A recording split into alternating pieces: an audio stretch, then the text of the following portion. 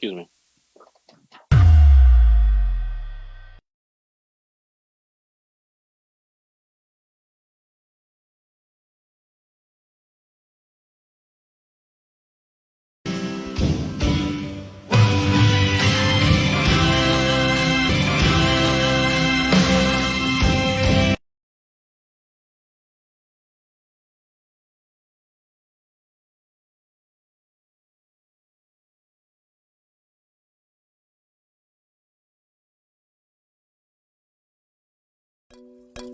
Hi guys, my name is Yabo and I am the founder of Masasi B. If you're looking for unique African-inspired clothing and accessories, please check out my brand. All details are at the end of this video. Feel free to get in touch. Thank you.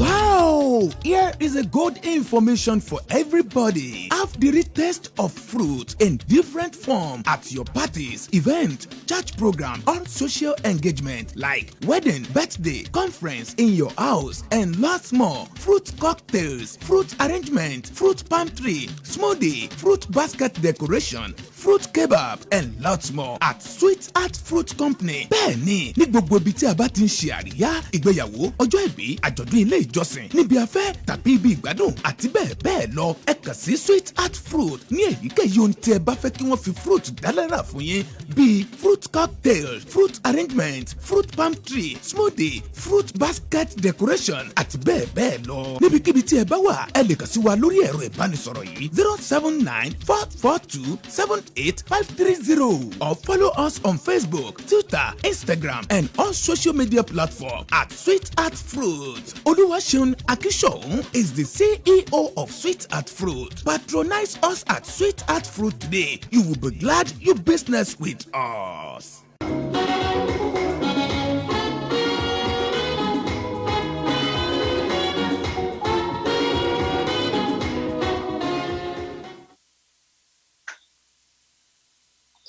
Good evening, ladies and gentlemen, and welcome to our show, Enough is Enough, SORO SOKE, sponsored by Betta9ja. I'm your host, Mr. FEMI OKE, and welcome to the show dedicated to debate and discussion towards the Betta9ja for all of us. Tonight's topic is, are the lion, the leopard, or the eagle the solution to our security? What about our economy? My guest to deliberate this topic tonight, in the studio we have Mr. ADEOYE. Good evening, sir. Good evening, Daddy. And via Zoom, I have Mr. MACKWORTH. Good evening, sir. Good evening. I also have Dr. OLUFEMI Kanwi. Good evening, sir. Good evening, ladies and gentlemen.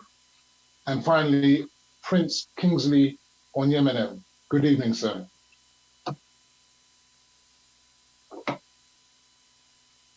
Prince, are you there? Yeah, we may have to link up with him just to, you know, we're in... Good evening, Femi. My apologies. Good evening, Prince. Good evening, viewers. I'm wearing one of your outfits in affinity with our Indigo brothers and sisters today, especially as we're discussing security. Anyway, Yeah. you can call into the show on the following numbers if you want to discuss and have a point to raise. The telephone number is +44 791 809 952. Also +44 203 774 7220. You can also post messages, which we can see here via Facebook on the Safe Omega Media handle. So we get into the show now. We shall start by discussing insecurity, followed by the state of the economy and its influence on improving insecurity, and we'll finish with some current affairs issues.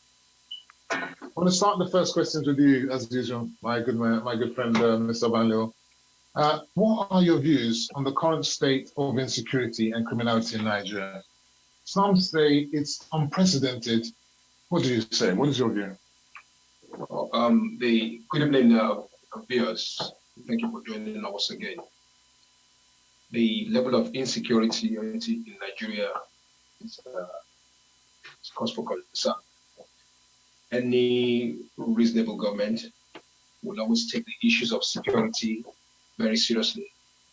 Across the 36 states, nobody is safe.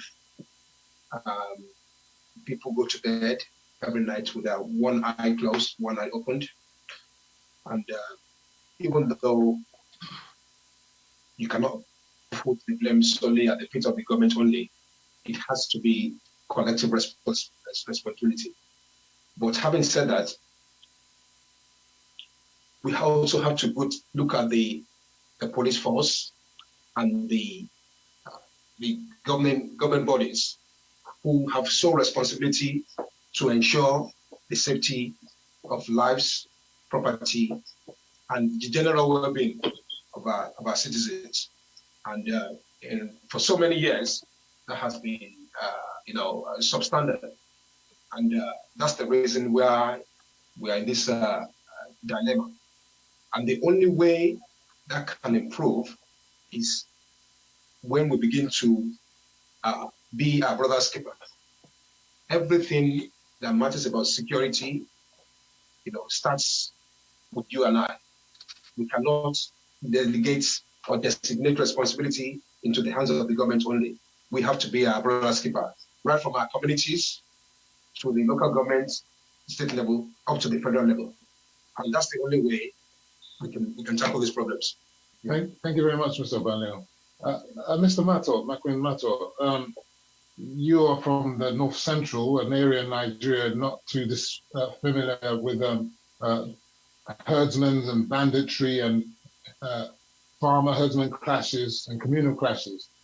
What is your view on the current state of insecurity, especially as it pertains to the North Central? I think the governor of Betta9ja State, Mr. Autumn, recently said that he asked the president that, there's so much criminality, they need arms, What is your view on the state of insecurity in Nigeria? There is so much insecurity in our dear country.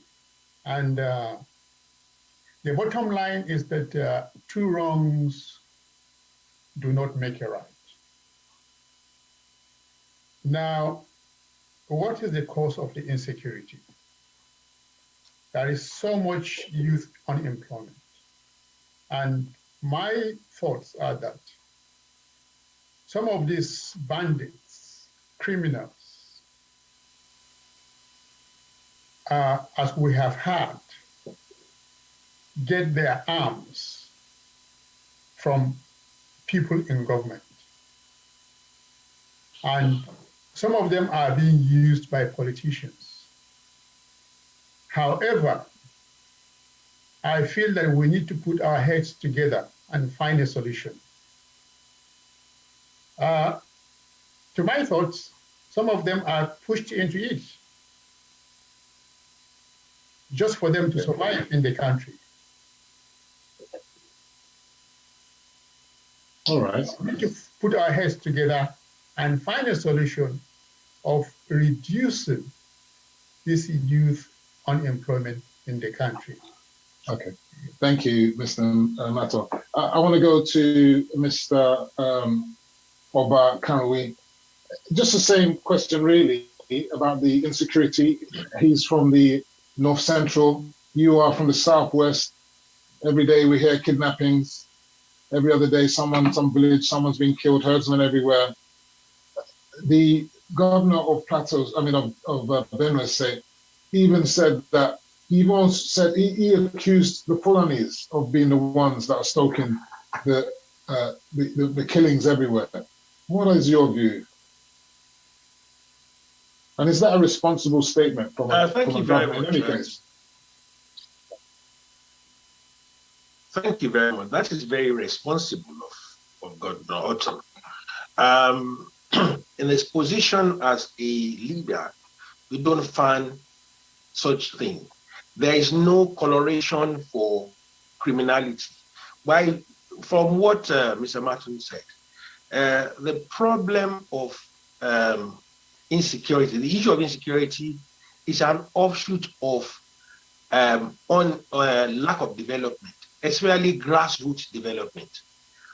Development is you develop from down up, but in Nigeria we develop from up down, and therefore it trickles down. When it gets to the middle class, it disappears.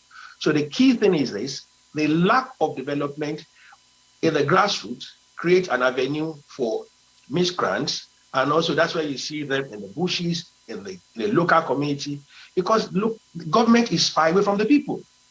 Government is farther away from the people in a very, very long time.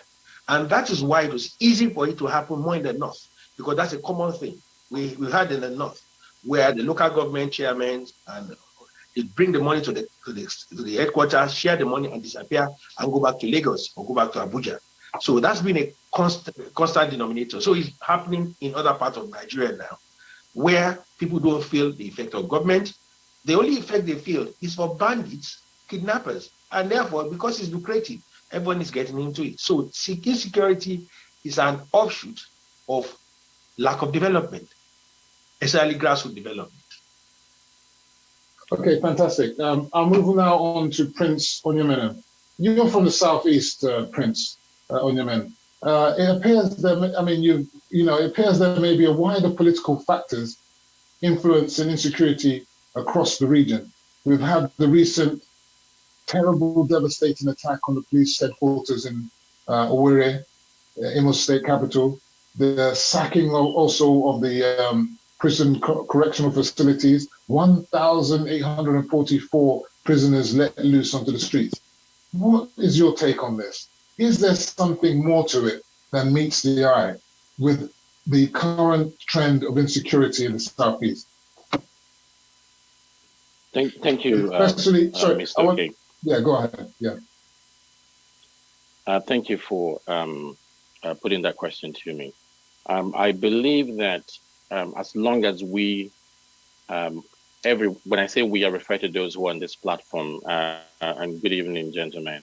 As long as we have existed, as long as Nigeria has existed, we have always known, I personally have always known at a certain stage in my life that there have been insecurity, whether it's in the form of armed robbery or some form of, criminal act. But over the years, that's sort of increased. And I think some of those who've spoken this evening have mentioned the fact that unemployment had played a major role. What we have today, however, is a level of political greed that has led to a series of more devastating, and if I may say so, almost an uncontrollable level of insecurity in Nigeria. We have Boko Haram. We have the existence of Boko Haram. We have the existence of the Islamic State, West African province. We have the headers and farmers clashes in the middle belt of region of Nigeria. These are of a different level and a different standard. It is not what we used to. Hence, to me, I believe that it's not necessarily the issue with the unemployment, but I think that those in the political class are trying to advance their political ambition by establishing, whether directly or indirectly, and supporting most of these groups who are contributing to the killing, kidnapping of Nigerians, and attack. I think you mentioned the attack that took place in the eastern region of Nigeria. Yes. It was precisely. Now, some have said, well, the excuse me, the individuals who partook in this unlawful act were not of the eastern region citizens, but rather were brought in by government officials. Can you bring any? Is there any credence to that? Well, that's why I said some have said. I personally, I don't. I know in the past there've been the issue of whether ESN has played a role in the attack, and I think that was the initial allegation against the Eastern Security Network. And the Eastern Security Network, as far as we've known it, when it carries out an attack or when it conducts an act, it comes out publicly and confirms that it has. They haven't denied in the past when they've done something, but they've come out and said we weren't involved in this. And I know that I think it's Governor Omahi has personally come out and said, well, ESN or IPOB was not responsible for the attack in Imo State, but rather they believe that it was the headsmen and who were involved in it. Well, I mean, he's a governor. It's all allegations. I mean, I believe another theory is that possibly a former governor of one of the states in the southeast, due to some incidents that happened to him, is trying to flex muscle, and he might have something to say about it. But we'll get on to that shortly. Let's look at let's look at this logically. We have an incident that took place for over 2 or 3 hours. We have a military base in Owerri, which was literally less than 15 minutes away from the point of incident. We have an Air Force base in the same location, literally less than 20 minutes away. We have a police central post, a police training college. Now, for those over 2.5. The police headquarters is next door to the governor's office, the governor's house. So if we look at this logically, if the state or if those who in politics are not involved in it, where were all the security arms of the government? We'll delve further into that issue as we move along, because as I said at the onset, we have Bibiagu, we have Amotekun. Bibiagu is representing the lion, Amotekun the leopard, obviously the eagle is the emblem of our army, and of course we have the elephant. I don't know why elephant is on the police force, but yeah, they're not stamping anything out right now. And let's move on to the next question. The next question, I want to bring it home to you, Mr. Obane, in the studio. The Nigerian police are the principal law enforcement and the lead security agency in Nigeria, with a staff strength of just over 371,000 personnel. The United Nations recommends that one police officer for every 450 citizens. In Nigeria, going by our current statistics, it's one for every 566. And the ratio is likely to be worse, as a significant proportion of those security policemen are security guards, in a sense, for mainly our elites and our politicians. What can be done to increase and improve police numbers with dwindling revenues? I think it's under this present circumstances, with the ever-growing population in Nigeria. I think presently the population in Nigeria is about 215, thereabouts. And I just hardly said the number of police personnel is just 371,000, just under 400,000. That is absolutely ridiculous.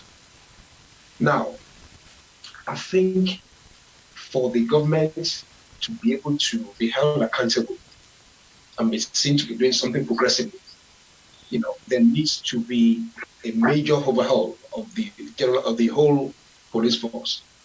And you see, I think to a reasonable extent, I think a lot of people are now looking at the police force as an organization that is not fit for purpose. Now, when I say that, I mean, what are the incentives? When you join the police force, are you going in there because it's something that you're enthusiastic about? Is it a profession that you believe there's reward for ability, there's reward for effort? No, I don't think so. So in terms of recruitment drive, it has to be looked at holistically from a different dimension. Now, how do you begin to encourage people to look at the police force in this current condition? Okay. Yeah. How do you begin to look at the police force as an organization whereby people will be proud to wear the uniform and say, I'm a member of the Nigerian Police Force? Now, that, as Dr. Karunwi said, has to start from the bottom to the top. No, sorry, from the top to the bottom, rather, whereby ideas from the government to implement recruitment of people who have good intentions to serve. Yeah, can I just come in there? I mean, the government is always, I mean, look, we have a situation in Nigeria where whenever there's anything to do with recruitment, that the unions and all these agencies have come into the play. The Nigerian police force were trying to put in some recruitment, then they were frustrated. They've had to go to court because I believe one other agency, I think the police affairs or whatever it is, they said, no, they're the ones who are responsible for recruiting, not the police. I mean, you know, the fire is burning and we're allowing it to burn. This is ridiculous. I mean, we don't have enough personnel. We ought to double that number, as it were, at least, you know, and they're quarreling over who's to take responsibility, going to court. This is the state of affairs in Nigeria. Let me just take the question further to Mr. Maton. Mr. Maton. Yeah. Ensuring the security of people and their property is one of the most fundamental responsibilities of a well-functioning state. And it's enshrined in our much-maligned 1999 Constitution. Yeah. It's traditionally the job of the national police forces to secure the nation. However, our police are woefully understaffed. We just talked about the recruitment. They don't have enough. They're poorly remunerated. Mr. Obanlewe said they're not even paid well. So how can they dispense service? They're always looking to collect bribe, egunje, at every police post. They have inadequate conditions of service. Their barracks are a disgrace. I mean, in the UK, they've dispensed with barracks anyway. They lack adequate facilities. When you call on a policeman to come to your job, he says you need to buy petrol. There's no petrol in his vehicle. Talk less of the ones that have been bombed by all these rioters and whatnot. They lack radios. They lack all manner of communication gadgets. Even their modus operation is just scandalous. If a crime has been committed, they don't cordon off the area. There's no crime investigation unit. There's no forensic. What is going on? How can we readdress this serious lapse in our security architecture when the budget isn't sufficient and the House of Assembly are failing to provide adequate funding for our police? Femi, you have virtually answered all the questions there. Now, going back from now, I wouldn't say the budget is inadequate. Now, police, generally police all over the world is a respectable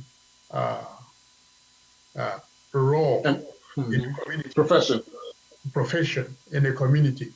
Now, in Nigeria, policing has been bastardized, personalized, and then it has been bastardized. Now, the police is not adequately remunerated. The police is somebody that is now not feared as to be respected, but disrespected in every community because they are seen to be corrupt. But the fault is not theirs if we look in well. it is because they are not well taken care of, and all it is, it's our politicians. Our politicians are responsible for all that. They make budgetary allocation and then swindle away the allocation. Just like you are saying about So your view, sorry to cut you in, is that the allocation is enough, but that they're squandering it. I'm not really sure about that. No. As I say, the politicians that make the allocation divert it. They don't let it go to the police. That's what I'm saying. Is that really the case? That is what happened. I mean, it's an allegation. You're not saying it's a matter of fact. If you You're saying this as a form. Yeah, go ahead. If you go through Nigeria's budget annually, you hear the enormous amount of monies allocated to the various arms, to the various departments, health, education, infrastructure, policing, and so on. You will marvel. But at the end of the year, where has the money gone? All right. We're going to get into the bone of the details of the actual monies and whatever. As it stands now, the police in Nigeria, given good remuneration, will be very good police. Will do their very well. So my contention, therefore, is that they're not given enough remuneration because there isn't enough money. So, no, that's my contention. You've got your point, your voice, and it's acknowledged. But I'm saying it's not not solely because of that, but there's not enough money in the budget in the first place. Mr. Oba Kanrui, in the light of the dastardly attack and ransacking of the police headquarters and prison correctional facilities in Owerri, Imo State, with the escape of 1,844 inmates and the destruction of property, unchallenged rampage in Owerri, it's clear evidence that our security infrastructure is not fit for purpose. There must be some form of complicity. I remember Prince Onyema said, this can't happen, just like that. And rather than saying that it's some outsiders were involved, in Nasarawa, they've just announced the arrest of some police officers complicit in the banditry and kidnapping of people in the state. Do you think that there's some complicity happening in what happened in Owerri and other places for that matter? Thank you very much, Femi. I want to take Mr. Martin. He was talking about politicians and security. I'm going to come back to your question, Femi. Question. No, the police is a function of the Nigerian state, Nigerian population. The normal Nigerian on the street is as corrupt as the policeman. So we say, the policeman is this, policeman is that. The policeman of Nigeria is a Nigerian before he becomes a policeman. So he is as corrupt as anybody offering him the bribe. So therefore, if you're talking about the insecurity and the break of the correctional center there, nothing happened in a vacuum. Unfortunately, those who are hailing, they're talking about insecurity now. It's just like the NSAS protest. I'm not talking the riots, not NSAS protest, NSAS riots. When police stations were being ransacked and were being burned down, so people are hailing them. Criminals were getting guns out, and now when insecurity comes, we start blaming the same police that we were hailing people when they were burning their police station. The correctional center that was attacked in Imo State cannot happen without some inside work. Absolutely. Some people come from other states. That is not just possible. That some people in that state doesn't know anything about that. That can happen. Completely scandalous, isn't it? It's completely scandalous, and you would think that some heads should roll. I know the IGP was more or less sacked, but that's not enough, is it? No, it's not enough. What happened to the CP of the state? How comes he's still standing? Now, why would the CP of a state be in office while that were in there? And also, can I just take on, there was one issue raised by Prince Kingsley there about the location of the correctional center and the military base. Remember, this was one issue that came up in the issue of who ordered whom in the issue of NSAS. Therefore, the military bases are very careful in intervening in issues when they are not officially briefed. Yeah, so they're not going to be the victims again. Yes, they become victims. Look at the case of NSAS. Suddenly, the army became the issue of attack. Unlike nobody, everybody became a saint. The military was not the villain there. So therefore, military institutions and military formations are very careful now in getting involved in issues, except they're already properly briefed, or else the society will come after them.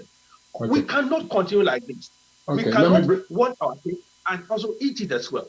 Okay, let me bring Prince into. Let me bring Prince. You mentioned him. Prince, look, the attack has just disappeared into thin air. There must be some form of complicity. I would have thought that prisons and police headquarters would be impregnable fortresses, despite the numerous police checkpoints dotted across Owerri. And of course, in the past, you've had some conflicts where people are saying the heavy-handedness of the military in trying to quell the Eastern Security Network and IPOB. There's been a lot of chatter on the internet about that, on the social media. All this unrest. How was it that they came in? How did these people, those who did this crime, how did they come in? How did they exit without notice? And would you say that the community is complicit in this attack? Because for them to come in and for them to disappear and nobody knows about it. What does this say about community policing if the community are harboring and complicit in criminality? Well, Femi, thanks for the question. See, there's no smoke without fire. And I guess when we speak about the community being complacent, I guess the question would be, what do we mean by community? Are we talking about the residents or the residents of Owerri? The civilians and the police, the local police. We have seen what has taken place in Lekki. We have seen the role of the military and the police in Lekki. We have also seen, not just in Lekki, we have seen the role of the military in other parts of Nigeria, including the east of the Niger. And Mr. Mato made a point when he spoke. The core problem that we have, and this is without saying, the core problem we have is the political class. He made a statement and he said that adequate allocation is given to the police. That is correct. What I'm aware of, and he has confirmed that, is that those allocations go missing. It doesn't get to the common policeman on the street who has to use his own money, the bribe that he gets from the motorcyclist to buy his boots, to buy his cap, and to buy his shirt. Now, that is on one hand. There's nobody in their right sense would expect the policeman to come out and give his life for a job that he's not well remunerated for. He has a wife at home, he has kids at home, they're hungry. And it's not valued. And it's not valued. In fact, people treat him as if he's the dirt on the ground. Of course it's not valued. And look, we live in a modern society where you go to work and you're paid. If you do 30 hours in a week, you're paid your due salary. So therefore, you get up in the morning, you look forward to going to work. But if you are not paid for a month's salary, take it, whether it's in Nigeria, whether it's in Kazakhstan, or whether it's in the UK, you would not want to go to work. And if you do go to work, I can tell you this, you're going to underperform. It is natural. It is the case. And this is what we have. To a greater extent, the police cannot be blamed. I mean, it's simple logic. Okay. Now, why? Let's go back to the incident in Owerri. Where were the police? Where were the military? And I've heard Doctor say that after Lekki, the military has been sort of cautious as to how they act and where they go. After Lekki, it hasn't stopped them. The military has taken part in various exercises and illegal exercises. If I'm to be frank with you, and this tend to have happened on their doorstep in Owerri. There's no reason, and I can't sit here and say or support the argument that they had to wait for an order. Makes no sense. Doesn't make sense. No, where the whole state, and don't forget, they actually went into the government house. Yeah, they went into the government house. They shot. I think they made some shots at the government house. They didn't actually enter it, but they did shoot some shots there. But Prince, I don't want to end your flow because we've been tasked to go on a break shortly. So we're going to come back and finish off on the insecurity before we get into the economy. So everybody, stay tuned. We're going to go out for a break. We'll see you over and out. Thank you. Hi guys, my name is Yabo, and I am the founder of Masasi B. If you're looking for unique African-inspired clothing and accessories, please check out my brand. All details are at the end of this video. Feel free to get in touch. Thank you.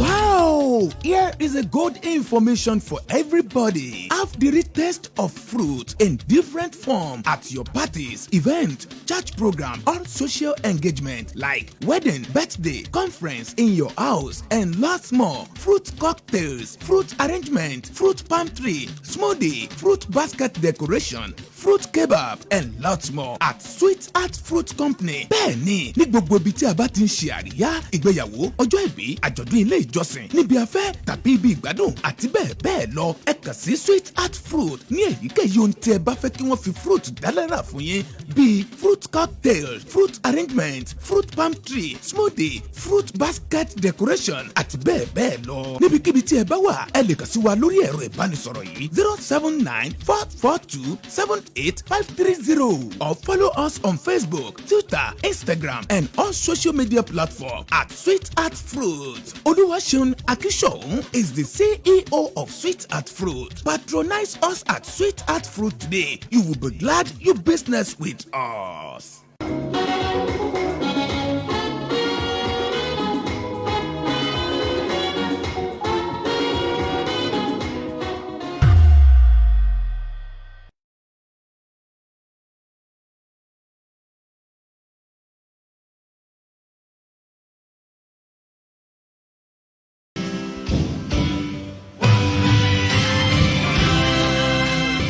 To our show Enough is Enough at SORO SOKE, where we're really discussing about the state of insecurity in Nigeria and whether all the local, the state outfits, the Lion, the Leopard are going to make a difference, or is it going to be the police?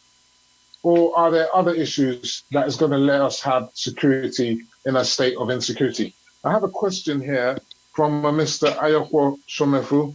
I'll give this to Swaba in the studio before I get back to the others here. He says, we need to make the presidency non-attractive anymore and strengthen regional governments. What do you say to that? I think this is right up your street. I think I agree with Mr. Shomefu to a reasonable extent. Now, without dwelling too much on all the problems that we have, you see, the president of any country is the commander-in-chief, and the bulk stops with you. You know, whether the country is working or it's not working. Now, his question is, we need to make that position unattractive. Yeah. Too much power is vested in the presidency. You see, I think it's difficult for me, let's be honest. Because when you say somebody is the president and the commander-in-chief, automatically you have vested power and authority into this individual to make sure that the legislative, the judiciary, and the federal. But we have separation of powers, so we do. But he's still the commander-in-chief. Yeah, but now his question is, we shouldn't make that position attractive. Yeah, and I was going to add to that. There is no way that he would enjoy the dividends of that office. You know, whichever way you look at it, you know, he's going to be entitled to healthcare. He's going to be entitled to his pension. But I don't think that's the nature of the attractiveness that he's talking about, because he went on to talk about this strengthening regional governments. There's a concentration of power in the center, in the presidency. He's a commander-in-chief, but that's a military thing. That's the soldiers. Well, why should he also be? Now, even Buhari still represents to. You know, he has to be the commander-in-chief. That's normal. Even Biden is the commander-in-chief. But what I'm suggesting to you is that it doesn't have to be also almost like the Inspector General of the Police as well. And that controlling policing and everything almost with the presidency, it's too much, it's too attractive. And that he's saying that spreading it regionally might be the way to go. And that, you know, if anything, I think that they ought to reduce that yoke on their throat, you know, that, okay, if I dispense security to the regions, then you can't be blaming me as president anymore. Wouldn't that be a better thing to do? I don't see how that is going to work in Nigeria. When there's insecurity in America and they shoot mass shootings and they kill people over and over times, you know, I can mention them, Waco and God knows how, so many places. Do we automatically in America say that it's the president's fault? No, they don't. Good. So let's stop there because I want to drag on that. So let's move in. So with that regional sort of setup, we've had the creation of Ebube Egu. I don't know if I said that right, and I think Prince Onyemen will correct me. It is the solution, they say, to insecurity in the southeast. And you're from the southwest, you know about Amotekun. Absolutely. Again, they see that as a regional, as Mr. Shomefu said, a regional solution to our policing. Now, if it has the support of only the mistrusted politicians, and it doesn't have the support of the community, like Ebube Agu, I don't think it has really, we get to see if it has the support of the people. What significance is it? You know, we have Amotekun, what has it achieved? What have we achieved by the formation of the toothless Amotekun, I would say, in the southwest? Has it reduced criminality? Is kidnapping reduced? Is herdmen not rampaging and killing? What is the point of a toothless regional police force? I mean, I think it's still early days for us to jump to a conclusion to say this new formed security organizations are toothless. The reason being, the state governors in Southwest, Ogun State, Ondo, Lagos, and all the states where Amotekun is in place need to make sure that they understand the reasons why these security outfits, yeah, are in place. Okay. And the key thing is to make sure that the insecurity in your states are being addressed. First, make sure that the personnel involved, there is adequate training and they are well equipped. We'll come back to funding. We'll come back to funding. And that boils down to funding. Okay. Let me bring... every state governor has security funds. Security vote, which is it's not transparent and it's not accountable. Only a lot of people say they siphon that money off and they don't use it for the purpose for which it's meant to. Let me go back to Prince Onyemene. Did I say Ebebiagu correctly? Or Ebebiagu, yes. Ebebiagu, okay, thank you. Correct, thank you for that. Good. Look, I want to just go back to you just whilst we're talking about that. We've got this Ebebiagu and we've got these entities in place. But just like the East, like Mr. Obanle was saying, you need the corporation and the organization from all entities. The Southeast governors met a long time ago when Amotekun was just formed, and they couldn't even agree with themselves about this, Eastern Security Network. It seems this is like some kind of hurried, rushed emergency scenario. Is it thoroughly thought out? And are they going to be toothless like Amotekun? What is your view? Just like we established, policing is controlled from the federal level, which shouldn't happen. Police should be delegated to the individual state governors, because every governor in the state is referred to as the chief security officer of the state, and therefore that arm of policing should be under the individual governor. Now, why have we then decided to establish this outfit? And it's simply for the reason that it has been impossible for the state to protect its citizens and its property. And that is why this individual state has taken it upon themselves to now establish what we've seen. You have a Moteku in the west, and you have, I think in the north, you have the Sheikh Jaga Kafasa was established, and now in the east we have this. Now, I think for the east, it's a bit early in the day to say whether it's going to come to any fruition. But I guess in the next few months, in the next few years to come, we would find out. If you want my personal view, go ahead. My personal view is perhaps that the governors are presently under a lot of pressure from their citizens, and they feel that there's need for them to be seen to be acting. That's my view too. Whether the putting together of this outfit it's going to be used to achieve anything positive for its citizens is another question. I perhaps would want to foretell what's going to happen in the future, and I will say to you that we're going to have more outcries in the east of the Niger, whether Ibagu is there or not. It is going to happen, and I still think that the establishment of this outfit, it's again for political purpose, but they're yet to prove me wrong. But that's my view on it. Okay, fantastic. I appreciate that. So I have a question here from Mr. Yomi Aremu Adeosi, and he says, perhaps what is most important is the attitudinal change of the people to every form of crisis, and imbibe the culture of reporting crimes. I want to put this to Mr. Makwin Mator.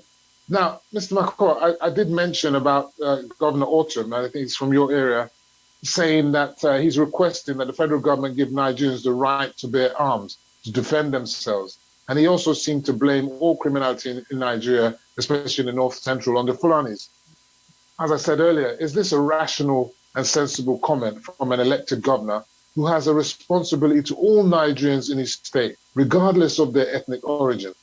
After all, obtaining a gun license is not prohibited and is allowed under the Constitution. I don't understand why he needs to request for the federal government for that, when anyone can get a gun license application by making an application to IGP through the Commissioner of Police of the one state. I mean, what do you say to these things? Yeah, Femi, I consider Autumn's statement as rational. And it is people like you that understand that they can apply for a license and then procure ammunition. But the local people in Nigeria generally do not understand that. And even if they try, most of them will be arrested. Some of them will be even be maltreated for just asking for it. Now, really? Yeah. But shouldn't it be the government's responsibility to sensitize and educate its citizens of their rights, rather than making these outlandish, which you're saying is rational? I don't understand why you. I don't. I mean, I understand the part about requesting for bearing arms when it's already a right for Nigerians already. That can't be rational. That is the message. That is the message. But then he goes on to say that he's blaming the criminality on the Fulanis. Is that also rational as well? And then rational, yes, because you find that who are the people that have access to these ammunition? Nigerians, they're Nigerians, and also non-Nigerian actors. They are Nigerians. And non-Nigerian actors as well. Well, you know that for a fact. But for us, as they are in Nigeria, and for him as well, because they are in Nigeria, he thinks they are Nigerians. Now the issue is this, that you find that the proportion of people that have access to these ammunition is higher on those people that are mentioned. And this is because, as we are seeing now, and how nepotism is playing out in Nigeria, it does not start with Buhari. Okay. It has been there. So you think that the proliferation of arms is a function of nepotism? Is that what you're saying? It is. Mr. Okay. All right. As it is now, it is. Let me not let you dig more great. It is now. And I'm not blaming the incumbent government, because nepotism has been playing a role in Nigeria since before. Okay. Let me bring Oba Kanwe. I'm sure he'll object to what you've just said, but I'll just say this: that we all know that the proliferation of arms across west, the Sahara, the Sahel, if you like, is as a result of the collapse of Libya, the collapse in Mali, weapons proliferation. Who are in those areas, if not the Fulani? It doesn't add up. It doesn't. I mean, it's not wrong. Area where arms are proliferating, it's obvious the people in that area will be the first to get it. I'm sure if the rampage in the Sahel was happening in the southwest, the Southwesterners would be the first to get it. I don't think it's got anything to do with nepotism. But anyway, let me move on to the Mr. Oba Kanwe. Sorry to digress. Yeah. As with the as is my question here. As with the ramping up of Boko Haram attacks in the northeast prior to 2015 elections. If you remember, just before Jonathan's second term attempt, there was a ramping up of Boko Haram attacks all over the place. They bombed Niger State, Abuja, and God knows, the places. There was also the violence and kidnapping and pipeline vandalization in the South after President Buhari's election. We also had the mayhem and killings in North Central, specifically in Benue, Plateau, Niger, and Nasarawa, just before the 2019 general elections. And now we have alleged herdsmen's killings, Fulani supposedly, in the southwest, in the north, everywhere, killings in Mboyi, killings and all-out war on the police on Imo. Would you not concede that there's a significant proportion of all these insecurity are politically motivated ahead of the 2023 elections? Thank you very much. Thank you very much, Femi. It's unfortunate that we have situations like this. I was discussing with someone earlier today, and I said, watch out. By this time next year, you will see all these things, all these crises will quell because now there's politicking. It happened in 2018. The moment the electioneering came in, it all died down.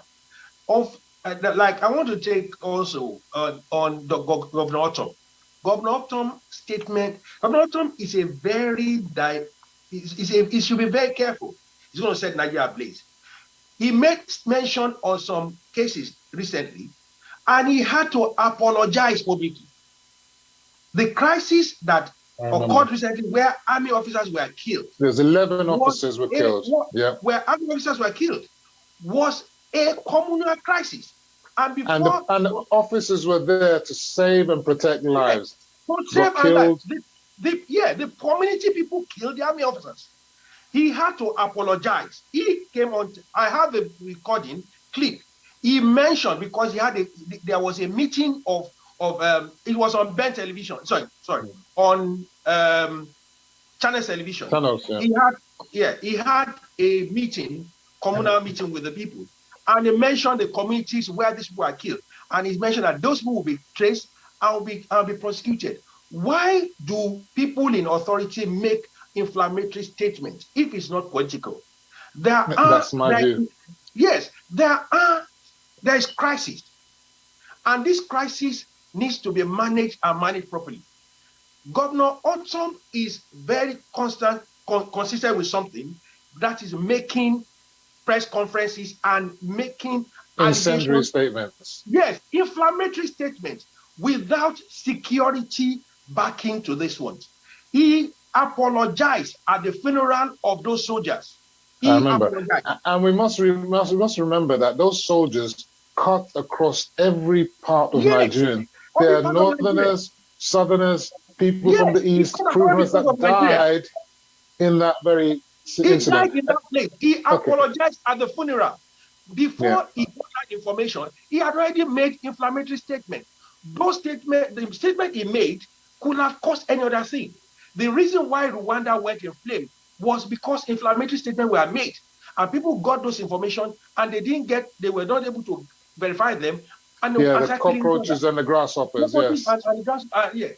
So in the case of now there's insecurity in the Middle Belt, accepted, but the governor is a governor of everybody. Including Fulanis and Tivs and any other Jukun or whatever they are. Jukun and Mr. Martin Webster, there was something in that community. They were killing each other. The army got in there to stop that. They killed the soldiers, and it was pointing them and fingers at Fulani S-men. These are the crises that we're talking about. Let me move to, because we're conscious of time. Go on. Let's give you that to retort, because obviously you're from the area. Go on. Otom, because this thing happened, the soldiers are Nigerians, our fellow Nigerians who were killed within Otom's territory. Of course. Rightly he apologized. But has it occurred to you that these soldiers might have been killed by mercenaries? You know how... Well, this is all conjecture, though. Do you understand how Nigerians, typical Nigerians, fear the army, the police, the military generally? And how many Nigerians, ordinary Nigerians, will go and confront soldiers to the extent that they kill them? Mr. McQueen, the thing is, all these allegations, they could well have been killed by so-called mercenaries, imaginary mercenaries. They could also be killed by communities. That's also a reality. So, and the thing that I find most debilitating about Nigeria is that deaths happen recklessly like this, and we never see the end of it. We never get investigation. These guys die in vain, and this is why we have a problem of the maintaining morale in the police, morale in the army. They're not valued, and there's no investigation to get to the bottom of what happened to these people, so that the culprits are found, and not only found but prosecuted. Let's move on to Prince Onyemenem. Look, governors say that some governors have said that we will be shocked to find out who are backing the bandits.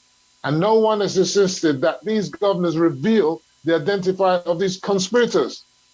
Sheikh Gumi and others go freely to hideouts of bandits and kidnappers, and they're given excuses for their criminality. How can we stop this insecurity without addressing all these lapses? We can't. The simple answer to that question is that we have to address all the lapses. We have to address the rule of law. We have to address and probably change the style of politicking in Nigeria. We have to put things in place. Nigeria has this law in Nigeria.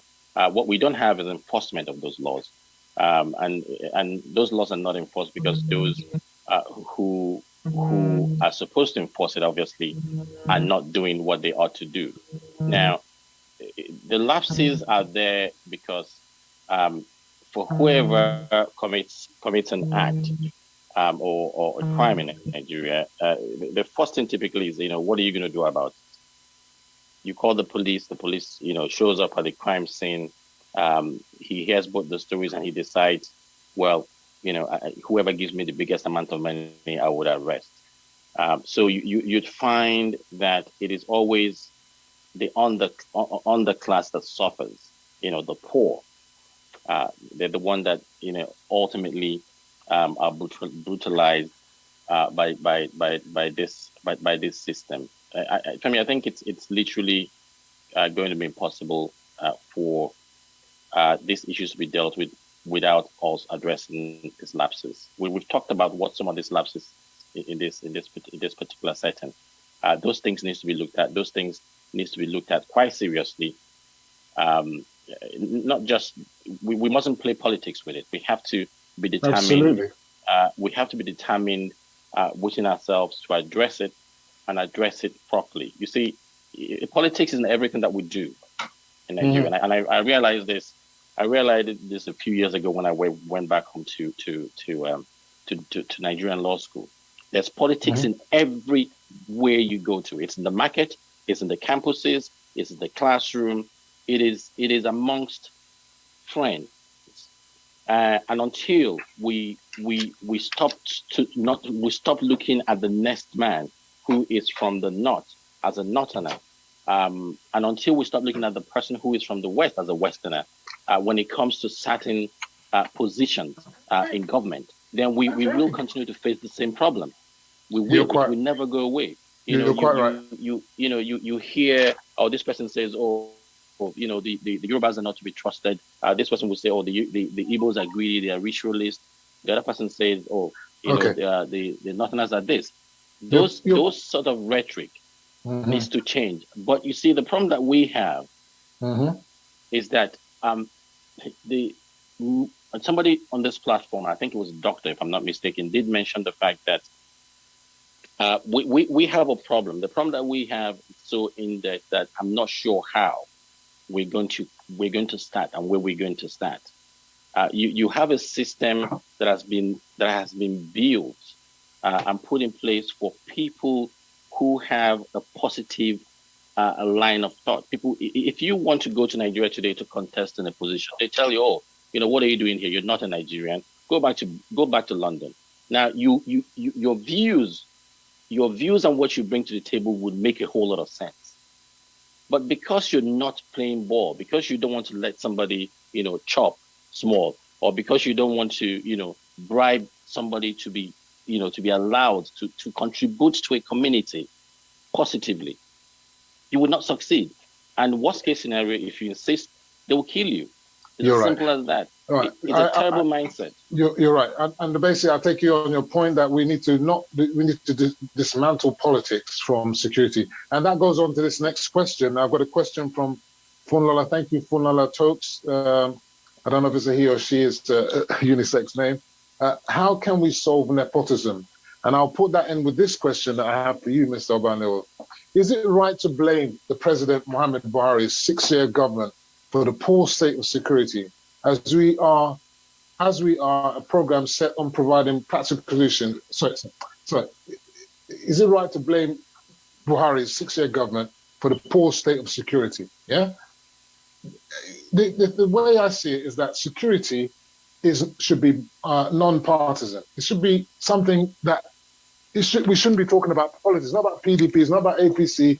And as Prince Sonia Menem said, it's not about being Igbo or being Tiv or Ishekiri or Robo. Criminality doesn't have a face. It has no ethnicity. When the criminality comes, it kills everybody. They're saying that it's the Fulanis, and it's the Fulanis that are the ones actually dying mostly. If you look at the numbers and add them up, it's the northern Fulanis that are dying mostly from this criminality. So it puts a nonsense to this idea that they're the ones ravaging everybody when they're even ravaging themselves. So what we're saying is we should have unity of purpose when it comes to security, not use it as a political football, which our politicians are doing. And as Doctor was saying, they are putting incendiary things online and social media that can cause untold havoc. Should we not be cooling down the polity instead of ratcheting it up to a kind of frenzy that we might have a Rwanda on our hands? What do you say to that, Mr. Betta9ja? Femi, thank you for that question. I think the problem we have in Nigeria is questions coming fast and furious. We as citizens need to reorientate ourselves and change our mindset. During the last dispensation, me being a PDP man, I can tell you categorically now that there were a lot of allegations leveled against the Jonathan government as well, with insecurity. Now, you begin to understand that this thing is now becoming a regular pattern. Now, Buhari is there now, but the only difference between this present dispensation and the Jonathan administration is anytime there's a problem, you see Jonathan coming out to address these issues. He is talking to Nigerians. But now it's becoming so bad because you have the president who probably comes up with this lackadaisical attitude. And that does not boil down well with the average Nigerian. Look, when there are problems with insecurity... He's the father of the nation. As the father of the nation, he needs to speak it is your responsibility to come out robustly and say to Nigerians, look, we understand your plight. We are addressing these problems. Show empathy. Show empathy. And that is the problem. Good. I'm an APC man, as you know, and I concede to what you're saying, that we need to see the president out there more often. I've always said that it's a problem, and there are issues why we don't have our president coming out. I think that we ought to enshrine in our constitution that the presidency has regular press conferences. And I find it really scandalous when I have APC members saying, oh, why should the president come and talk? He's got his aides. This is just complete nonsense. And Femi, sycophancy. With the issue of nepotism, I think that allegation was leveled against Jonathan as well. I think it's something that is normally synonymous with every sitting president. Depending on the region where you come from, you tend to put people who you trust in positions of authority, And even in America. Well, even in America. Even in the UK. Now, with this present dispensation, the issue has been, look, why should all the major positions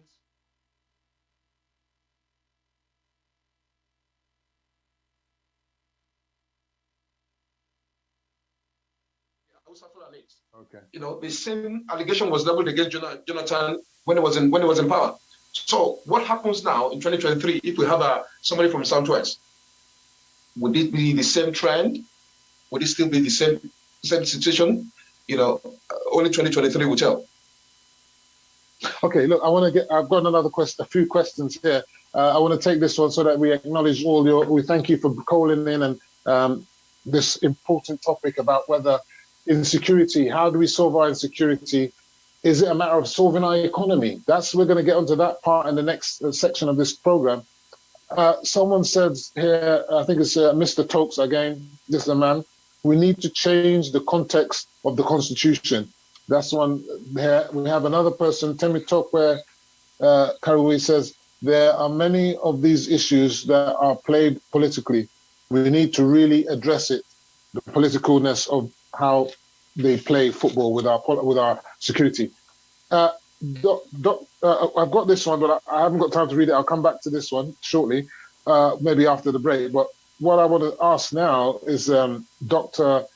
Obakarawi, our security architecture, whether it's intelligence gathering, data retrieval, crime detection and prevention, law enforcement, military formations and operations, whether it's the facilities, the equipment, the logistics, the arms procurement, all manufacturing and maintenance, our personnel and human resources, be they in the recruitment and or the standards of employment, they're all abysmal.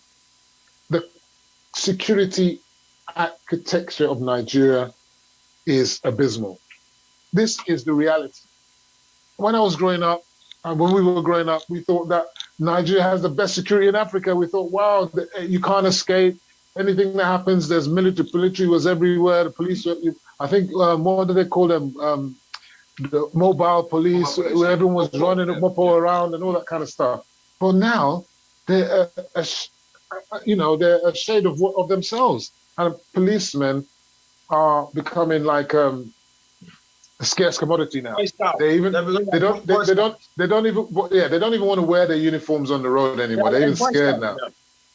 What is it to say about this? How can we I remember, I don't know whether it was during the Obasanjo regime or one of those regimes, they changed the uniform of the police to say, okay, we need to rechange them, and they moved from blue uniform to the black uniform. What can we do to really, that's just cosmetics, but what can we really do to really change what's going on? Thank you, Femi. The cosmetic nature of our attempt at security solution is a shame. Now, I remember, let me just quickly take your mind to about 30 years ago. I remember in Nigeria that what we call local police. We call them in Yoruba land, we call them Olopa Luka. Then the local government was functioning. So we had security outfit at the local government. The local government chairman is elected. He has his legislature. He has his security outfit. They were monitoring. There was security at the local level that reports to the chairman, and the chairman has a security council. So they were dealing with issues at the security level, at the local government level. So before it gets to the state government and it goes to the federal, suddenly that level of government is destroyed totally. And that's why you have people in the local community that are bandits, who are criminals, who operate in the local community, and nobody notices them until you get to the level. What we'll need to do at this moment is to strengthen our local government, because you cannot have security where there is no development, where there is economic insecurity. You want social insecurity? No. What we need to do is focus on the local government. Let there be a local government that functions. The governors are killing the local governments. The state governors are taking. There's no autonomy and there's no democracy in local governments. So we had that in a program previously. Anyone who wants to look at that, can look at that. We did discuss that. INEC should conduct local government elections. The local government chairman should have tenures. I remember when I was going on, the first son of the king of Alipede was the chairman of my local government. I can remember 30 years ago. I don't know the chairman of my local government today. So what are we talking about? We have destroyed that grassroots. Therefore, everybody operates at the grassroots, and they disappear into the into the darkness of the grassroots, and therefore they come into the great crisis. So if we know that there's a, you remember also in the military government, when you create when a criminal is arrested and going to be executed, they take him to his local government and go and execute him there. Therefore, he sent a message across. But now, the local government needs to be strengthened if you want security in Nigeria today. State the local government. Let there be chairmen who are executive chairmen. Let there be development at the grassroots. For example, look at the Barakpa crisis. The governor had to go to the Barakpa local government to go and settle crisis. Where was the chairman? Nowhere to be found. Because the crisis in Nigeria today is a function of lack of development, non-functional local community. Government is far away from the people. People don't even know what government is. The people that you don't try to see government is when you see siren driving around and they start beating the people with cane. So when we develop the local government, they have security outfit at local government, security commission at local government. There's local government policing, which we call OLUFEMI local in those days. When local government, when you commit, if there's a crime, if the criminal goes to a community, they know. I'm just conscious of time, and we're going to get to the second section. So, but I do agree with you. That's sort of the solution is about local government autonomy and ensuring that we have local government policing, because we don't have many that. Times, I mean, evolution of power. Yeah, Mackwin Mator, I want to ask this question before we go on to the economy side of things. This is the last one before we'll have another break and we'll come back. What role can the media play in ensuring increased security and helping the police in gathering information and intelligence to reduce the incidence of criminality? The role of the media, especially where the social media is being used to really actually do the opposite, create more, fright amongst the people and scaremongering and all this kind of, with fake even news and all this kind of stuff. What is the role of the media and social media in terms of improving our security and helping in police intelligence? Well, to cut it short is that to restrict social media by kind of restricting fake news and to actually encourage the populace to try and make sure that what they are reporting is facts. Another thing is that, just as the previous speaker said, there is need for autonomy for the institutions in our country. We can see, sorry to cut you in, we can see that the courts are on strike because the union, the Justice Staff Union of Nigeria have closed the courts because they want autonomy for courts. Governors are not allowing the judiciary to have their money direct. This is scandalous. That's why many people call our executive governors executives. They call them executives. They're not doing the bidding of the people. Look, we're going to go on another short break now, and when we come back, we're going to talk about the effect of solving the security or the economy, which comes first. And I think we want to talk about the economy and that's impact on the insecurity. So in the meanwhile, if you want to call into the show, you can call in on +44 791 809 952 or +44 203 774 7220. And you can also continue to send your questions via the Facebook handle of Safe Omega Media. We're going to take a short break. Over and out. Enough is enough. Hi guys, my name is Yabo and I am the founder of Masasi B. If you're looking for unique African-inspired clothing and accessories, please check out my brand. All details are at the end of this video. Feel free to get in touch. Thank you.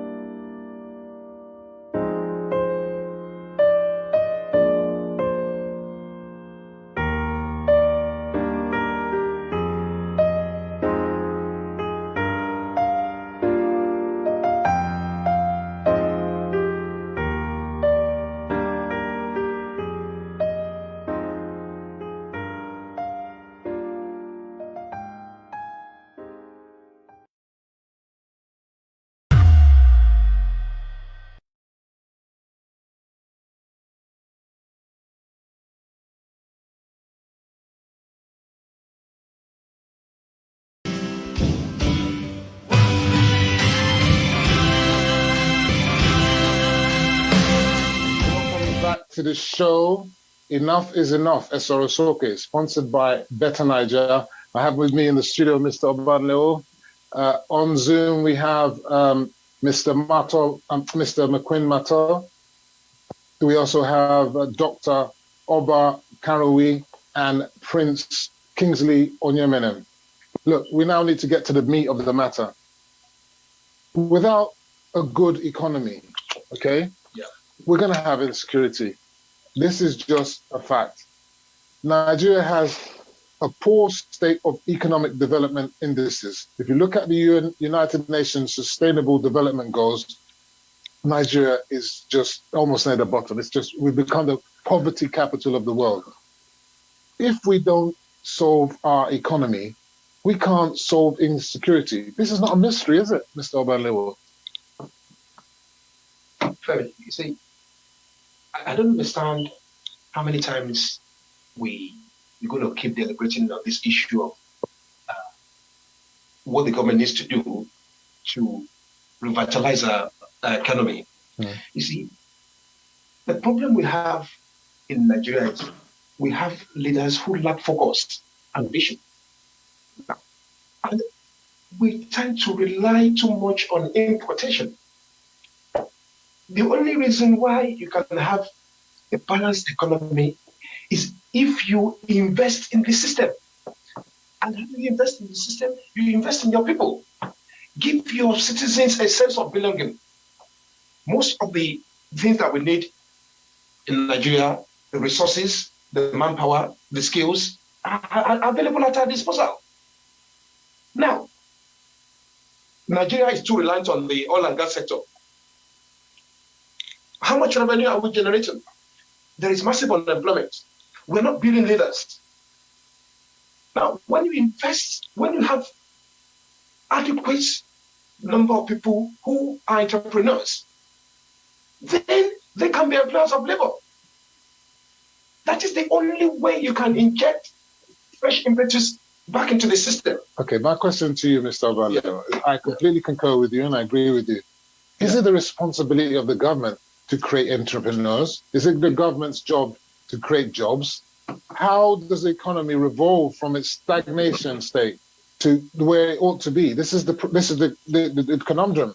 You know, what do you say? I mean, people are blaming the government. The government should create all these jobs. The government should build the industry. The government should do this. The government should do that. What do you say to that? I mean, I say that you look at this country. When the pandemic started, what did the government do? They came up with initiatives to help small businesses. But the problem we have in Nigeria is there is no encouragement at all. Those who want to go into small-scale businesses, are the banks available for them in terms of small-scale loans? What about the various government initiatives, the Anchor Borrow program, the initiatives, the palliatives, the trader money, and all these things that the government is doing? They're doing quite a lot. Poverty elimination programs. These are things that never ever happened before. The school feeding programs, which is employing hundreds of thousands. The question is it getting to the people that matters? That's the problem. So it is getting to the people. About all these problems. All these programs that you've just mentioned. How many people can those kind of programs meet when you've got dire poverty on a massive scale, and the government revenue is dwindling? How can government, you're just giving them penny change? How can that solve the key problem? So no matter how many people that they give Anchor Borrow program to, there's still going to be a multitude of millions still unemployed. So, Femi, on the onset, you're coming in just a moment. We're just trying to look for ways in which we can keep the economy going. Is it all on the government? That's my main point too. It has to be collective responsibility now. Okay. Let me bring the government have to play their part. Okay.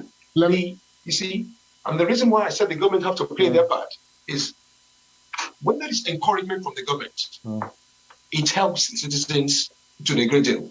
Okay, good. Because they know that at least there's somebody backing them up. Okay, let me put this to Mato. You want to come in, but before you come in, Mr. Mato, look, the government is saying that it's improving the ease of doing business, although we slided a bit in the last count.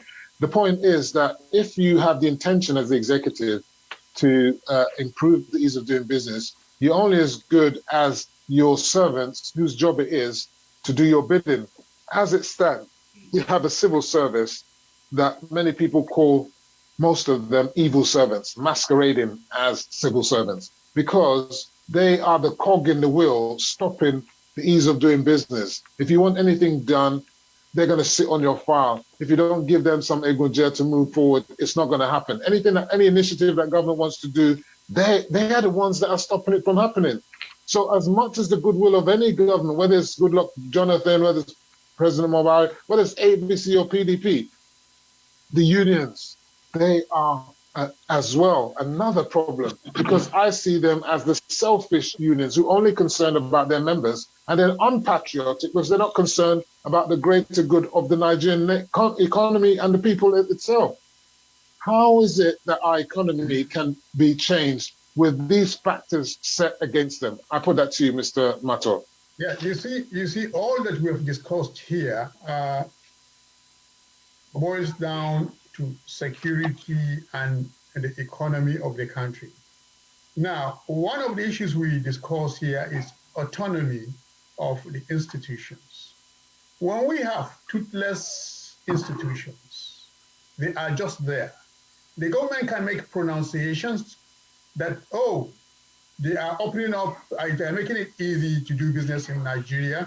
They are allocating funds to enable businesses to come into entrepreneurs to go into business.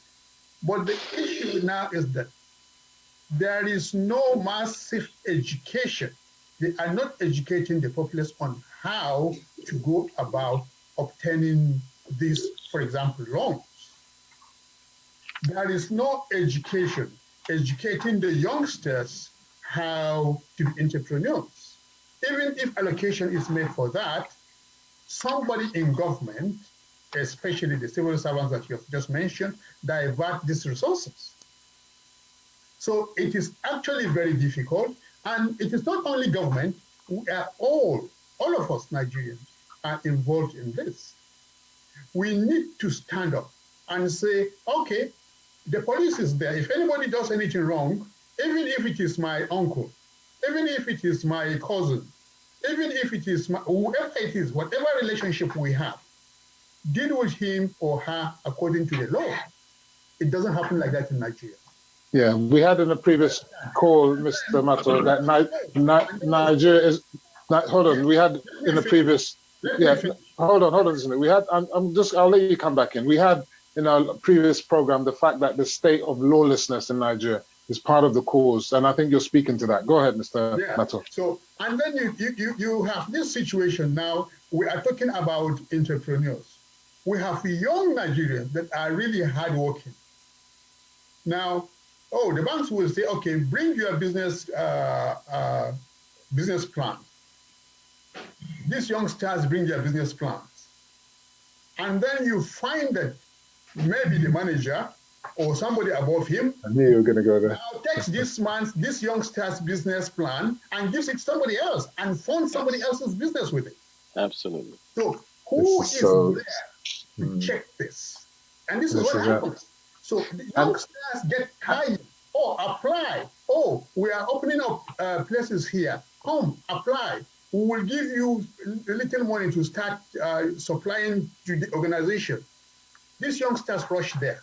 I tell you, even employment, the children of the people, of these people in National Assembly choose jobs.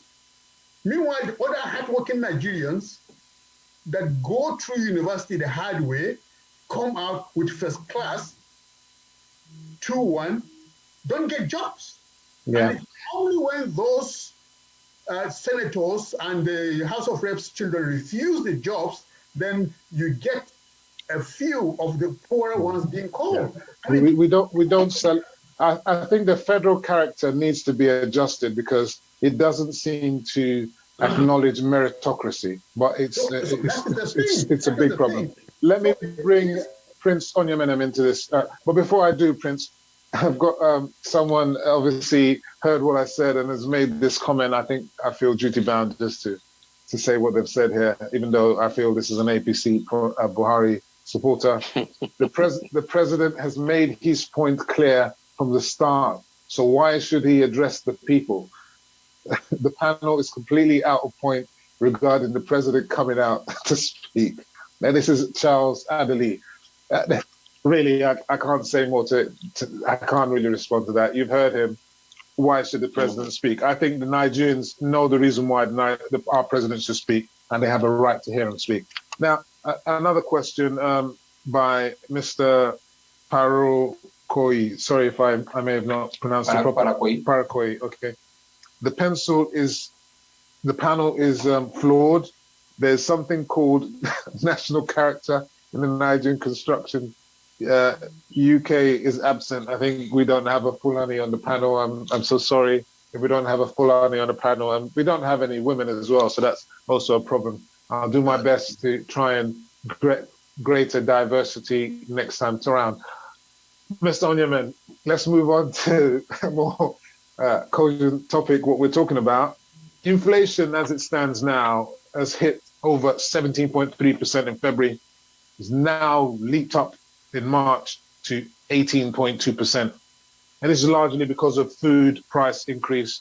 The Central Bank of Nigeria has invested heavily, as I said, 1.48 trillion it is, not billion, but trillion, on the anchor borrow programs, the seed and credit schemes, the trader money, the purchase, many other schemes that I mentioned earlier. But yet the purchasing power is dwindling as a consequence of criminality by farmer herdman crisis and bandits in the north and elsewhere. All these are having a detrimental effect on the price of foodstuffs. We don't even have basic integrated road networks within the regions, talk less of on a national level. Without these factors, we don't have rail networks, we don't have power, the road networks, even on a regional level. I'm sure if you want to get from Imo State to Anambra State or Abia State, you're going to have problems. You understand? Within Ogun, we're from Ogun State here.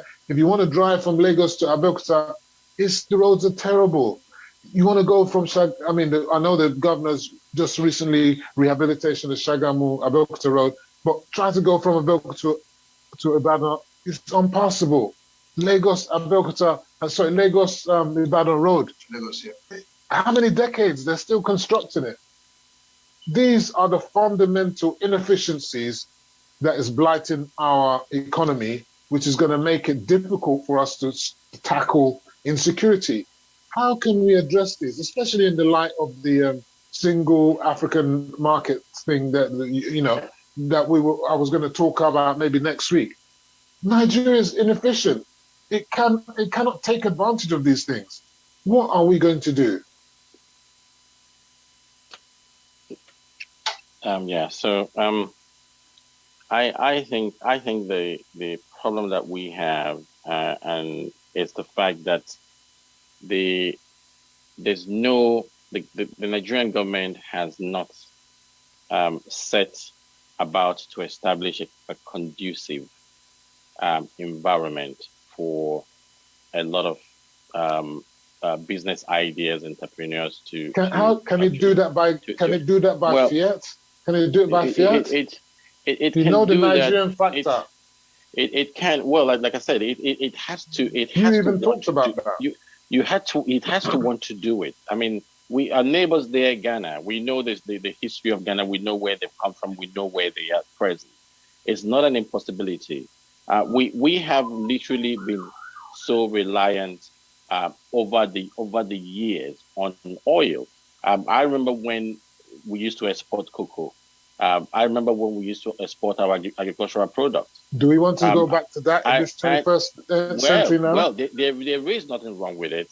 Why should we import? Why is it that we cannot go back to what made us Nigerians and respected Nigerians from the beginning? Agriculture is a great way for the economy to grow. Yeah, I mean, we can go into that in another.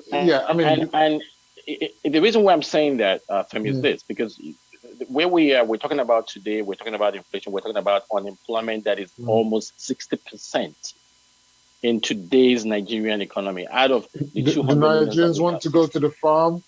In my village, People in my village are not farming anymore. It's people from the north that are farming there. If you offer a gentleman, a Nigerian with a PhD today, the option to get a loan and go back to the farm, he will do it. Nigerians are not lazy. Nigerians, of course, yes. Nigerians are not lazy. All they where need they've been ravaged in the farms by supposedly herdsmen. Well, it takes us back to the issue of the conducive environment. It has to be. We have to have an environment that allows these factors, these things that we're talking about, to flourish. Without those things put in place, it will not happen. So I tend to agree with you. It must be a collective effort, but that effort must be something that we as individuals and those who are appointed as leaders must want to do. I mean, I think you read a gentleman who said, the president has spoken. The president might be our president. Well, we elected him and put him there. So he's there to serve us. If we have the need for him to come out and address us on a particular point of issue, it should not be something that he needs to ponder over twice. He should come out and address the nation. It is his responsibility. He is the president. I agree with you. All right, it is his responsibility. And Nigerian failure today falls down to him. The blame cannot go to anyone else. Okay, we're just mindful of time, Prince. We're going to quick fire these next questions. So everybody can chip in as they wish now. So we're going to basically current affairs and stuff. Thank you very much for talking about this insecurity and the economy. We have more to do on the economy, but because of time, we can really go into that. I'm sure we'll have another topic where we'll go more deeper into the economy. But now I want to bring some quick fire questions to do with some current issues. This one goes to Dr. Oba Kanwi. Some Nigerians were disappointed to see the President, Muhammadu Buhari, back in Nigeria after the so-called 24-hour siege of ADEOYE House in London. Despite his health issues and trips, President Muhammadu Buhari continues to mystify Nigerians with his longevity. Our resident doctors have suspended their strike, and lack of adequate health facilities is yet another symptom of our struggling economy. Dependence on imported drugs and equipment, despite our talented medical personnel being exports around the world. Maybe that's one of our largest exports now, medical personnel. Look, what are you to say about, all of this? I mean, the president is back. Someone says he doesn't need to speak. What do you say to all this? The issue of speaking or not is neither here or there. I don't know why. Neither here or there, really? Neither here. Reason I say is this. The last time he spoke, some people are counting how many minutes he spoke, how long was the speech, what are the things he talked about. Nigeria, sometimes we are so flimsy on some things. Yes, he needs to speak. The last time he spoke, instead of us to focus on what he spoke about, this kind of words he used, these are the things we need to focus on. So that's neither here or there. Yeah, let him land, Mr. Mato. Let him land. Before he kills himself. Go on. So I'm not going to go into that. There are more important things in Nigeria than whether he speaks or not. What I'm saying is this: on the issue of economy of Nigeria, our education. I'm an educationist. The issue of our education is not fit for purpose. I agree. Most of us that went to school in Nigeria, if you're careful, our education is to make you I beg to apply. Education is not channeled towards making you an entrepreneur or making you think out of the book. So therefore, you end up people finding out and going after graduation, you want to apply. I don't mean to rush you, as I say, because of time, and I will still give you a chance to say something else. So basically, education is one of the factors for why we have insecurity, and we need to deal with that. Seriously. Okay, Mr. Mato, I know you wanted to speak, but I'm not going to let you speak to that. I'm going to speak about something else now. Just to say that, look, the president speaking, I don't think it's just about him coming on TV and speaking. It's more, I would have thought, a press review or speaking to the press, answering questions from the press. I think that would be more important to Nigerians than just hear him speak. I agree with you in that way. We don't want to just hear him speak. We want to hear him ask questions from the media. So a media press review every so often is necessary. Meet the press. I think even President Goodluck Bello Johnson used to meet the press. So, I'll speak to you, Mr. Mato, Edo State Governor Obaseki has acknowledged that the federal government is broke and has resorted to printing naira in the distribution of 60 billion to states in the last FARC handout to states. The Minister of Finance has debunked that, but I'm a bit confused. What is your view? Is Obaseki expecting FARC distribution in dollars? Now, for your information, I just saw a clip this afternoon from the central bank governor confirming that, yes, they had to print money. But it is not in the sense that the governor of Edo State that was talking about. It's not that they printed money to spread it on the street. They printed money to create enough to distribute to the states. And he even emphasized that there was a loan that he gave to the states, and because of what Obaseki said, he is going to call that loan. That's too bad for Edo State, isn't it? That's too bad. That's a bit much, isn't it? The poor people of Edo State. Where's the CBN governor from? What state is he from? So you see the minister. South. I think it's from South. I think it's from South. Hold on, Femi. It doesn't matter where each of them is from. You see, the minister was economical with the truth, and that's what we don't want. Okay, what I'm suggesting to you is that the CBN governor has actually answered the question. It's not being economical with the truth. It's factual. Hold on, Mr. Mato. You've said it. The fact of the matter is, are we expecting FARC distribution in dollars, or is it in naira? If it's in naira, you have to print naira. Is it not so? No. He was not specific about the currency. It is money. Anyway, you get the point that I'm driving. Let's move on. Let's move on. Mr. Obanlewo, there's persistent agitators for restructuring and reduction of the exclusive list and the separatist agenda. They accuse the federal government of raping their resources and hindering them from being viable. Is this a reality or a myth? Peddling of these, is this a reality or a myth peddled by those seeking political relevance and or power at all costs? How much is the federal government co-opting from the states, say from the Southwest or the Southwest in mineral resources? Let's look at Southwest, Ogun State. How much is the federal government raping from Ogun State in mineral resources? In terms of revenue from Ogun State, I actually doubt whether the federal government is making any money from Ogun State. I know in the northern part of Nigeria, this definitely, but it is very, very difficult based on the information that has been circulating around that the federal government is benefiting from mineral resources. Is it the people that should be benefiting from mineral resources ideally should be people who have international mining companies, to invest in our resources, But that is not forthcoming now because of the terrain is not conducive. If you want to invest in Nigeria right now, under what conditions, under what terms? You see, so I personally don't think the federal government is benefiting from any mineral resources in any of the Southwest regions now. Except for maybe oil and gas. Oil and gas, yeah. And I want to put this question to Dr. Oba currently. We know that most of the resources of Nigeria is coming from oil and gas. That's sustaining the revenue for the federal government, which is distributed by FARC, which Obaseki is complaining about. And we also know that most of these oil and gas are actually offshore, not onshore. So they're not raping the states per se. Offshore is a federal territory.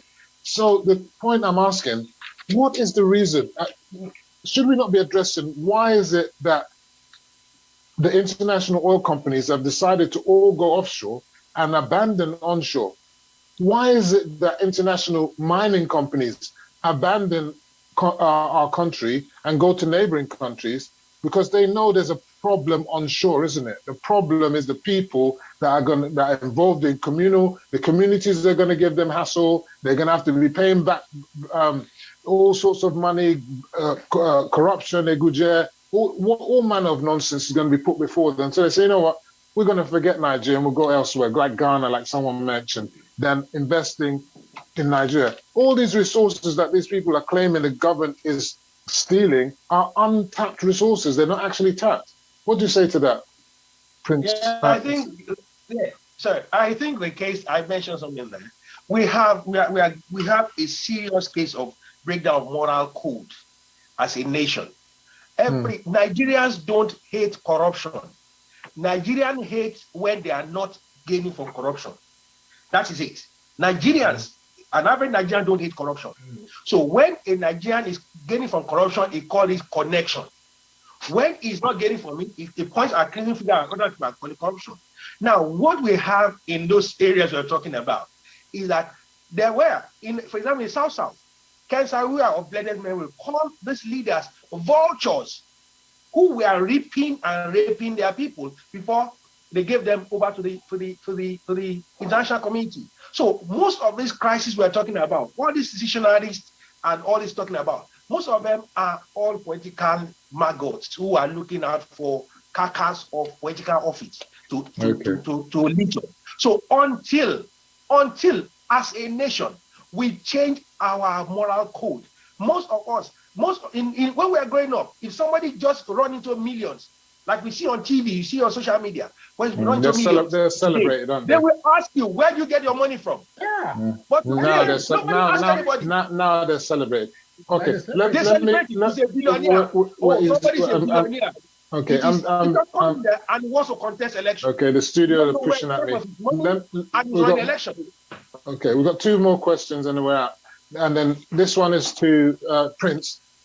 States should be making the most of their revenues from PAYE and personal income tax, which in any successful business should be larger than the tax on profits, which is accruable to the federal government. It is also a deductible expense before profits. In essence, companies making losses still pay staff costs. Therefore, they pay taxes on the staff earnings. It is the failure to enable private enterprise to flourish and regulate them. This is the main reason why our states are not viable, and they will remain unviable, going cap in hand to the federal government. Is this not the crux of the matter of our problem as a nation, and why our politicians are deceiving us and they should face the reality? It's part of the problem, but it's not the whole. It's not what constitutes. Yes, not the whole, of course. Yes. I want you to address this. I want to address this one in this segment. Yes, I think it will be. It would be very helpful, and would see to the growth of the individual state who pays their employers the right salary for the right qualification, deducts their tax contributions, and obviously pays it as it should be in form of taxes. Those things are not happening. Well, even self-employed people. Exactly. I think you'll find that mostly in the civil servant sector, because obviously the structures will be put in place. But in the private sector, we don't have much of that regulation and enforcement of that. So you find, I think it's of late in the last perhaps 10 or so 15 years that you find where self-employed individuals, are making the effort to pay, file their tax returns at the end of the year. Yeah. But they do. It is important that we all contribute towards that. So if I'm self-employed, I'm an entrepreneur, I should pay my dues as and when it is required of me. But Nigerians are not doing that. That's my civic duty. But a lot of Nigerians are not doing that. I mean, most people that tend to usually would do it for the purpose of either maybe they have been asked to provide a tax evidence if they want to travel overseas to get a visa, they would go file the documentations. Okay, this is the last question, everybody. I want to thank you again for all coming on to this thing. I'm just trying to choose which one is to. Let me go for this one. And then anyone can come in, and then we'll get everyone around the table, whoever wants to come in first. So if 1.4 billion Chinese citizens and this came in from somebody. I had another question for someone, but I can't bring that one in. If 1.4 billion Chinese citizens and 1.3 billion Indians can forge a common identity, there is absolutely no excuse for 215 million Nigerians not to bear their ethnic differences and fuse as one people. Who wants to take that one? Who wants to go first? I've not had time to think about it though. Now, you see, talking about our president, it is not only Buhari.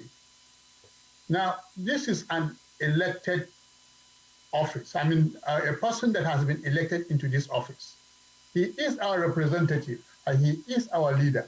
Now, he needs to talk to us on every and any issue at every time. Now, I would wish that the president will pick a particular sector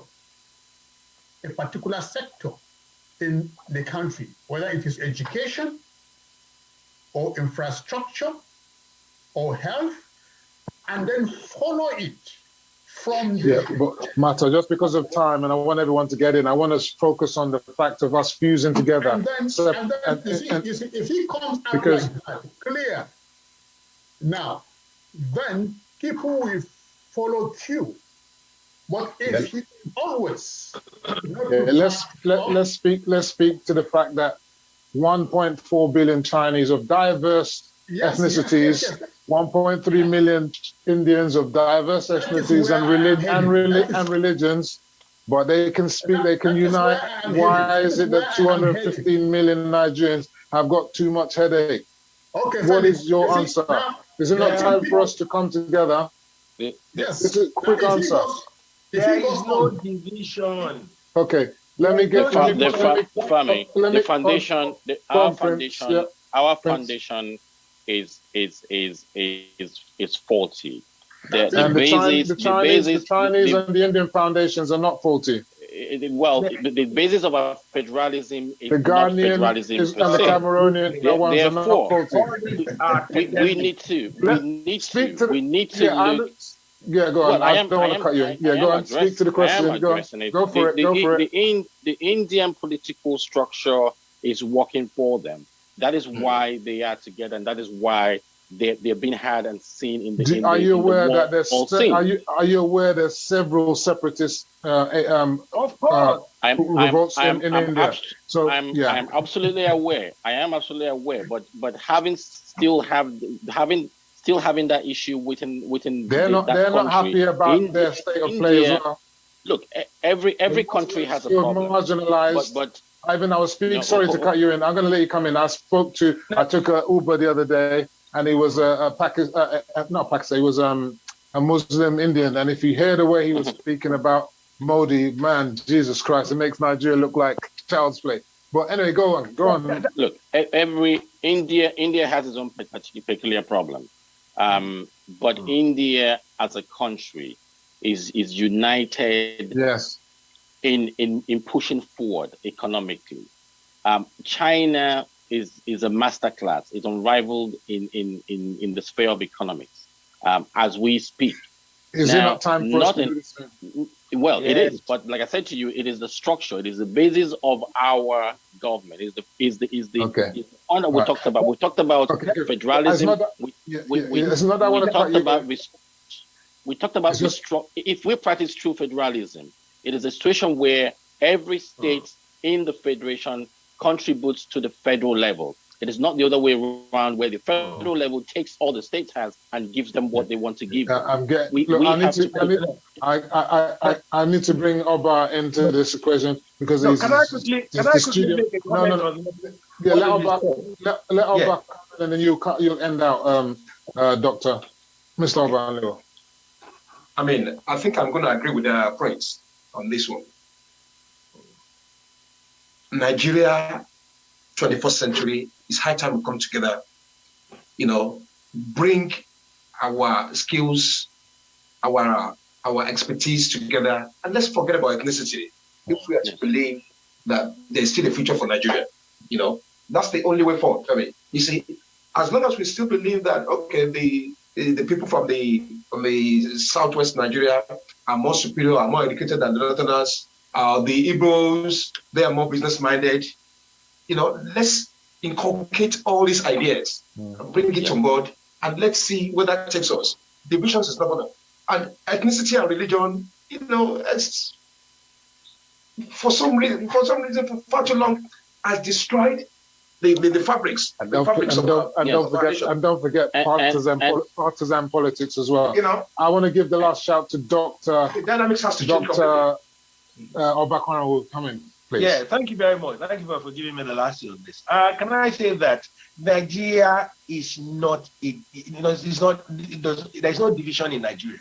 The division in Nigeria is among the elites. If they want to steal, Igbo, Hausa, and Yoruba become friends. But when it comes to issue of development, you don't see yourself on different perspective. The key thing, I have fantastic in-laws from Imo State, from Delta State. They are wonderful people. I have friends from the north, fantastic people. But I tell you, the moment we want to steal or want to do something evil, we look for something in somewhere in our tribe to enhance that. Until we get there, I met a friend, a Ghanaian friend. He said he went to Nigeria. He saw how beautiful Nigeria is. And he said, Nigerians are odd people. Nigerians are the only nation I see that they complain about their everything except themselves. So, except individuals don't complain about themselves, but complain about everybody. So what we need to look at, begin to look at ourselves. How good are we? It is not an Hausa man that gives bribes in the airport. It is a Nigerian. It's not an Hausa Igbo man that steals in the shop. It is a Nigerian. It is a Nigerian thing. We have to build our moral code and begin to forge as a nation. All this separatist thing does not stop any problem if you only make it worse. In Ogun State, they still fight among each other. Who's going to be the government? On that note, we have to call it a day.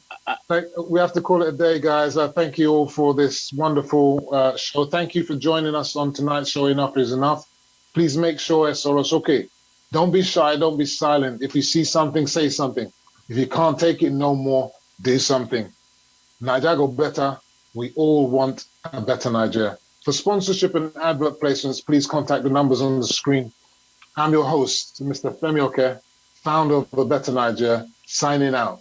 See you same time next week, possibly on a Thursday, when we will debate another hot topic. Over and out. Thank you.